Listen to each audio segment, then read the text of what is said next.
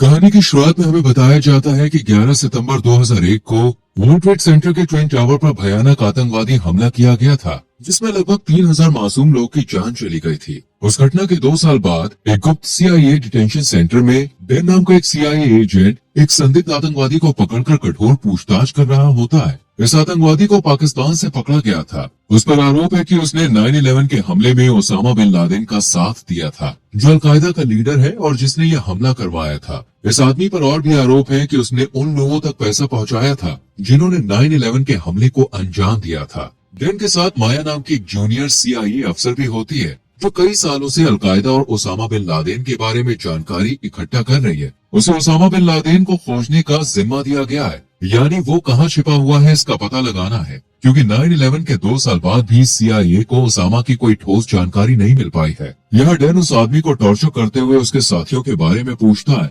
लेकिन वो आदमी कुछ भी बताने से इनकार कर देता है। तब डैन उसे एक फोटो दिखाता है और कहता है कि ये तुम्हारा दोस्त है, ये बहुत जल्द सऊदी अरब में कुछ बड़ा करने वाला है। अगर तुम इसके बारे में मुझे जानकारी दोगे तो मैं तुम्हें अच्छा खाना दूंगा। पर वो आदमी अपना मुंह नहीं खोलता। तब डैन उसके गले में कुत्ते का पट्टा बांधकर उसे बुरी तरह से पीटता है और निर्दयता से मारता है। इसके बाद माया पाकिस्तान के इस्लामाबाद स्थित अमेरिकी एम्बेसी में आती है। माया और डैन अपने कॉलीग के साथ मिलकर ओसामा को पकड़ने के मिशन में लगे होते हैं। इसके बाद साल 2004 में सऊदी अरब के एक होटल में अलकायदा के आतंकवादियों के एक समूह ने वहाँ मौजूद गैर मुस्लिमों और अमेरिकियों को निशाना बनाते हुए लोगों पर अंधाधुंध गोलियां चला दी, जिसके कारण कई लोगों की मौत हो जाती है। जब डैन और माया इस खबर को टीवी पर देखते हैं तो उन्हें गहरा दुख होता है। डैन इस घटना के लिए खुद को जिम्मेदार ठहराता है। वो कहता है कि मुझे इसके बारे में पहले से पता था, पर उस पकड़े गए आदमी से मैं कुछ उगलवा नहीं पाया। तब माया कहती है क्यों ना हम उसे झूठ बोले कि ये घटना होने से पहले हमने सऊदी में मौजूद आतंकवादियों को पकड़ लिया था और ये सब तुम्हारे सच बोलने की वजह से हुआ। वैसे भी हमने उसे कई दिनों से सोने नहीं दिया है, वो हमारी बातों में आ जाएगा। इसके बाद माया और डैन उस आदमी को अच्छा खाना देते हैं और कहते हैं तुम्हारे कारण हमने कई निर्दोष लोगों की जान बचा ली और सऊदी में मौजूद आतंकवादियों को पकड़ लिया। वो आदमी कई दिनों से नींद नहीं ले पाया होता है, इसलिए उसका दिमाग ठीक से काम नहीं करता है और वो उनकी बातों में आ जाता है। डैन और माया उससे उस आदमी के बारे में पूछते हैं जिससे वो ओसामा को पकड़ सके। वो अबू अहमद अल कुवैती का नाम बताता है। वो बताता है कि अबू अहमद एक कंप्यूटर एक्सपर्ट था और ओसामा बिन लादेन के लिए काम करता था। वो आगे बताता है मैं अबू अहमद से एक बार कराची में मिला था और उसने हमें ओसामा की चिट्ठी पढ़कर सुनाई थी, जिसमें लिखा था कि जिहाद जारी रहना चाहिए। माया और डैन ने अबू अहमद का नाम पहले कभी नहीं सुना था, इसलिए माया अलकायदा के पकड़े गए आतंकवादियों और जेल में बंद अन्य आतंकवादियों से अबू अहमद के बारे में पूछताछ करती है। माया को कई आतंकवादी बताते हैं कि वो अबू अहमद को जानते हैं और सभी का कहना होता है कि वही ओसामा का संदेश उन तक पहुंचाया करता था। इससे माया को पूरा विश्वास हो जाता है कि अगर वो अबू अहमद तक पहुंच जाए तो वो ओसामा तक पहुंच सकते हैं।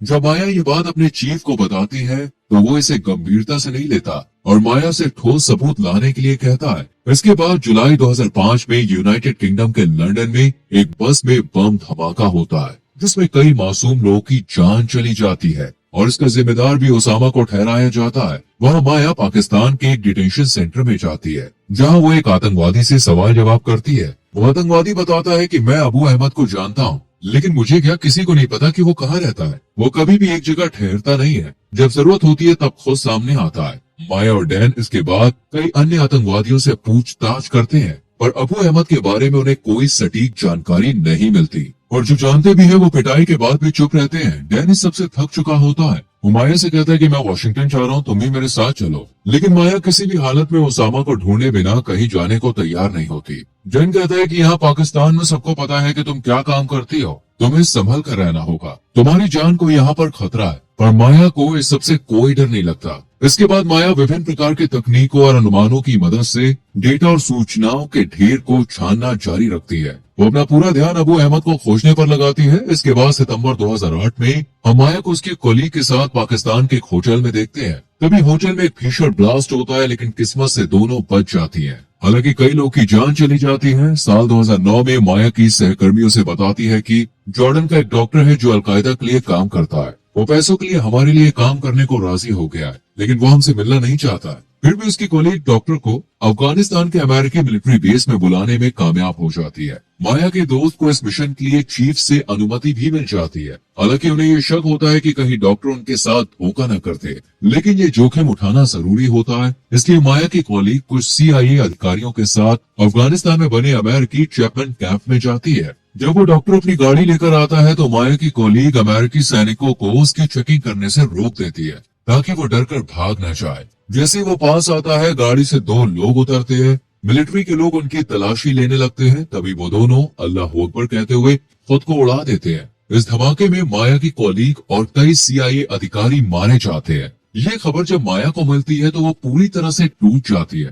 तभी माया को एक और बुरी खबर मिलती है। अबू अहमद, जिसे वो इतने सालों से ढूंढ रही थी, उसे पता चलता है कि वो मर चुका है। माया एक वीडियो देखती है जिसमें एक आतंकवादी कह रहा होता है, अबू अहमद 2001 में मर चुका है, उसे मैंने अपने हाथों से अफगानिस्तान में दफनाया है। ये सुनकर माया और निराश हो जाती है। वो सोचती है कि जिस इंसान को वो इतने सालों से ढूंढ रही थी वो तो मर चुका है। यहाँ माया और बाकी CIA एजेंट्स पर बहुत ज्यादा दबाव होता है। उनसे कहा जाता है कि वो दुश्मन से लड़ाई हार रहे हैं। उन्हें इतने सालों में कुछ भी हासिल नहीं हुआ है, इसलिए उन्हें जल्द से जल्द ओसामा को ढूंढ निकालना होगा। कुछ दिन बाद माया की एक कॉलीग उसके पास आती है और बताती है, 9/11 के बाद हमें दुनिया भर के कई देशों में कई नाम मिले थे जिन्हें एयरपोर्ट पर नकली पासपोर्ट के साथ पकड़ा गया था। उनमें से एक नाम अफगानिस्तान के एक व्यक्ति का भी था जिसका चेहरा अबू अहमद से मिलता जुलता है। यहाँ माया को पता चलता है कि असल में अबू अहमद के 8 भाई हैं और उन सभी के चेहरे मिलते जुलते हैं, और जो आदमी 2001 में मारा गया था वो अबू अहमद का बड़ा भाई हो सकता है, यानी कि अबू अहमद अभी भी जिंदा हो सकता है। ये सब जानने के बाद माया डैन को कॉल करती है जो वॉशिंगटन में है और CIA की सीनियर पोस्ट पर तैनात है। वो उससे कहती है, मुझे लगता है कि अबू अहमद अब भी जिंदा है, क्योंकि जब कोई इतना बड़ा आतंकवादी मरता है तो उसकी जानकारी कई लोगों तक पहुंचती है, लेकिन अबू अहमद के मरने की कोई पुष्टि नहीं हुई थी और मुझे पूरा यकीन है कि वो अब भी जिंदा है। डैन उससे कहता है, मैं तुम्हारे लिए क्या कर सकता हूँ। इस पर माया कहती है, मुझे किसी भी हाल में अबू अहमद का नंबर चाहिए। डैन इसके बाद कुवैत जाता है जहाँ वो कुवैती प्रिंस से मिलता है जिसे वो पहले से जानता है। वो CIA के फंड का इस्तेमाल करता है और उसे एक लैम्बोर्गिनी गिफ्ट करता है और बदले में अबू अहमद का नंबर मांगता है। डैन प्रिंस को एक नोट देता है जिस पर अबू अहमद का असली नाम लिखा होता है, इब्राहिम सईद। डैन बताता है उसका जन्म कुवैत में हुआ था और उसकी माँ अब भी वही रहती है। प्रिंस डैन को उसका नंबर दिलवा देता है और डैन वो नंबर माया को भेज देता है। इसके बाद वो लोग उस नंबर को ट्रैक करना शुरू करते हैं, लेकिन नंबर ज्यादातर समय बंद ही रहता है। पर जब उसका फोन ऑन होता है तब उन्हें पता चलता है कि अबू अहमद पाकिस्तान के रावलपिंडी में है। इसी बीच 1 मई 2010 को न्यूयॉर्क के टाइम्स स्क्वायर में एक गाड़ी से एक्सप्लोसिव बरामद होता है। अगर वो बम फट जाता तो ना जाने कितने लोग की जान चली जाती। इधर माया अपने चीफ के पास जाती है और कहती है, मुझे रावलपिंडी और पेशावर में एक सेफ हाउस और 4 ऑपरेटिव्स चाहिए। लेकिन चीफ मना कर देता है और कहता है, तुम जिस आदमी को ढूंढ रही हो हमें ये तक नहीं पता कि वो जिंदा है भी या नहीं। ये सुनकर माया गुस्से में कहती है, अगर ऐसा है तो मैं वापस वॉशिंगटन लौट रही हूँ, लेकिन फिर आपको अथॉरिटी को जवाब देना होगा कि मैं आखिर यहाँ क्यों आई। ये सुनकर चीफ को माया की बात माननी पड़ती है। इसके बाद अबू अहमद की तलाश और पहचान के लिए कई CIA ऑपरेटिव्स तैनात हो जाते हैं। वो लोग दिन रात अबू अहमद को ढूंढते हैं, लेकिन अबू अहमद कभी एक जगह रुककर बात नहीं करता। वो अपनी जगह लगातार बदलता रहता है। एक दिन जब अबू अहमद का फोन चालू होता है तो किस्मत से वही आसपास CIA के ऑपरेटिव्स मौजूद होते हैं और वो उसके पीछे छुपकर चुपके से उसकी फोटो खींच लेते हैं। अबू अहमद की फोटो मिलना बहुत बड़ी बात होती है। इसके बाद पाकिस्तान में मौजूद CIA के जासूस अबू अहमद पर नजर रखने लगते हैं। एक दिन जब माया गाड़ी से कहीं जा रही होती है तो उस पर बंदूक से हमला होता है, लेकिन वो बच जाती है, पर उसकी जान को गंभीर खतरा होने के कारण उसे अमेरिका बुला लिया जाता है, जहाँ से वो मिशन देखती रहती है। यहाँ CIA को पता चलता है कि अबू अहमद एक बड़े कॉम्प्लेक्स जैसे घर में रहता है जो पाकिस्तान के एबटाबाद में पाकिस्तानी सैन्य अकादमी के पास है। इसके पास से कई महीनों तक उस घर पर कड़ी निगरानी रखी जाती है। उस घर का ब्लूप्रिंट दिखाकर माया बताती है कि घर की दीवारें 10 फीट ऊंची हैं, खिड़कियां हमेशा बंद रहती हैं, छत पर 7 फीट की दीवारें हैं और घर से कोई बाहर नहीं निकलता, न ही बाहर कूड़ा फेंका जाता है। सैटेलाइट की मदद से पता चलता है कि घर में 3 महिलाएं, 2 पुरुष और कई बच्चे रहते हैं और एक आदमी भी है जो कभी बाहर नहीं निकलता, सिर्फ छत पर टहलता है, लेकिन दीवार की वजह से उसे देखा नहीं जा सकता। माया को लगता है कि वो आदमी ओसामा बिन लादेन है, जबकि बाकी अफसरों को शक होता है कि वो कोई बड़ा आतंकवादी हो सकता है। लेकिन माया को पूरा विश्वास है कि वही ओसामा है और उन्हें हमला करना चाहिए, लेकिन उसके सीनियर सहमत नहीं होते। कुछ महीनों बाद जीव CIA और अमेरिकी राष्ट्रपति के राष्ट्रीय सुरक्षा सलाहकार से मिलता है और बताता है कि इस घर में ना इंटरनेट है, ना फोन आता या जाता है। हमने बच्चों के लिए नकली वैक्सीनेशन प्रोग्राम भी शुरू किया ताकि उस घर में जाकर कुछ पता चल सके, पर हमें घर के अंदर जाने नहीं दिया गया। यहाँ सिक्योरिटी एडवाइजर उनसे संतुष्ट नहीं होता और कहता है कि राष्ट्रपति को पूरे सबूत चाहिए कि ओसामा वही है, तभी हमला होगा। जिस पर चीफ जवाब देता है कि अगर ओसामा भाग गया तो फिर हम कभी नहीं पकड़ पाएंगे और इसका पछतावा आपको हर दिन होगा। तब सिक्योरिटी एडवाइजर उसे हमले का प्लान बनाने को कहते हैं। इसके बाद हम माया को एरिया 51 में देखते हैं जहाँ US नेवी सील टीम मौजूद होते हैं। उन्हें ऐसे हेलीकॉप्टर दिखाए जाते हैं जो रडार में नहीं आते। माया US नेवी सील टीम को बताती है कि उन्हें पाकिस्तान के एबटाबाद के उस घर में हमला करना है जहाँ ओसामा बिन लादेन छुपा हो सकता है। इसके बाद फिर से CIA और अन्य ऑफिशियल्स के साथ एक मीटिंग होती है जिसमें फैसला होना था कि पाकिस्तान के एबटाबाद के उस घर पर हमला किया जाए या फिर नहीं। अभी तक कंफर्म नहीं हुआ था कि ओसामा बिन लादेन उस घर में है भी या नहीं। अगर सील टीम को उस घर में जाकर ओसामा नहीं मिला तो अमेरिका का पाकिस्तान के साथ रिश्ता खराब हो सकता है। यहाँ कई सीनियर लोग इस रिस्क को लेने को तैयार नहीं थे, लेकिन जब माया से पूछा गया तो उसने 100% भरोसे के साथ कहा कि उस घर में ओसामा बिन लादेन छुपा है। माया के कॉन्फिडेंस को देखकर 2011 में राष्ट्रपति बराक ओबामा की उस घर में हमला करने की मंजूरी मिल जाती है। इसके बाद CIA और अमेरिकी नौसेना सील की एक संयुक्त ऑपरेशन की योजना बनाती है जिसे ऑपरेशन नेपच्यून स्पीयर कहा जाता है। कई दिनों तक सील टीम अफगानिस्तान में ट्रेनिंग करती है।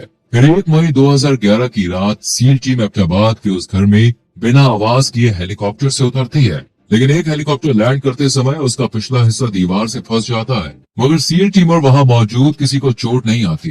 फिर वो घर के मुख्य गेट तक पहुँचते हैं, तभी घर के अंदर से गोलीबारी शुरू हो जाती है। सील टीम भी अंदर से फायरिंग करती है जिसमें अबू अहमद मारा जाता है। सील टीम अलग अलग पोजीशन लेकर घर में ओसामा को ढूंढने लगती है। एक अफसर ऊपर वाले कमरे में जाता है जहां वो एक आदमी को मार देता है। फिर एक अफसर ऊपर के फ्लोर पर जाता है जहां अंधेरा होता है। अफसर बाहर से ओसामा कहकर बुलाता है जैसे उसकी मदद कर रहा हो। अंदर हलचल होती है, फिर अफसर गोली चला देता है। जब वो अंदर जाता है तो देखता है कि एक आदमी पड़ा हुआ है। वो कोई और नहीं बल्कि अलकायदा का लीडर ओसामा बिन लादेन होता है, जिसे पकड़ने के लिए अमेरिका इतने सालों से पीछे लगा हुआ था और अब आखिरकार उसे कामयाबी मिल गई। सील टीम अपने हेडक्वार्टर को बताती है कि ओसामा मारा गया है। यहाँ कुछ औरतें और बच्चे भी होते हैं जिन्हें सील टीम चोट नहीं पहुंचाती। सील टीम को हेडक्वार्टर से बताया जाता है कि पाकिस्तान को इस बारे में पता चल गया है, इसलिए वो जल्दी से एविडेंस इकट्ठा करे और ओसामा की बॉडी लेकर निकल जाए। वो हार्ड डिस्क और जरूरी सामान इकट्ठा करते हैं, साथ ही ओसामा की बॉडी को हेलीकॉप्टर में डालते हैं। फिर वो उस हेलीकॉप्टर को ब्लास्ट कर देते हैं जो लैंड करते समय फंस गया था, और फिर ये लोग यहाँ से निकल जाते हैं। इसके बाद वो अफगानिस्तान के जलालाबाद में एक अमेरिकी बेस पर वापस लौटते हैं। वही माया ओसामा की बॉडी देखती है और कंफर्म करती है कि यही ओसामा बिन लादेन है। ऑपरेशन की सफलता के बाद माया एक सैन्य विमान में अकेली बैठी घर जाने के लिए तैयार होती है। पायलट उससे पूछता है तुम कहाँ जाना चाहती हो। माया की आंखों में आंसू होते हैं जो उसके वर्षों के संघर्ष, बलिदान और मिशन की सफलता के बाद भावनाओं को दर्शाते हैं। और इसी के साथ मूवी खत्म होती है। दोस्तों, आपको क्या लगता है इस ऑपरेशन ने आतंकवाद के खिलाफ लड़ाई में वाकई कोई बड़ा फर्क डाला? इस पर अपनी राय कमेंट बॉक्स में जरूर दें। वीडियो को लाइक और शेयर करें और हमारे चैनल को सब्सक्राइब करके बेल आइकॉन प्रेस करें जिससे आने वाली मूवीज एक्सप्लेनेशंस आपसे मिस ना हो। मिलते हैं अगली वीडियो में।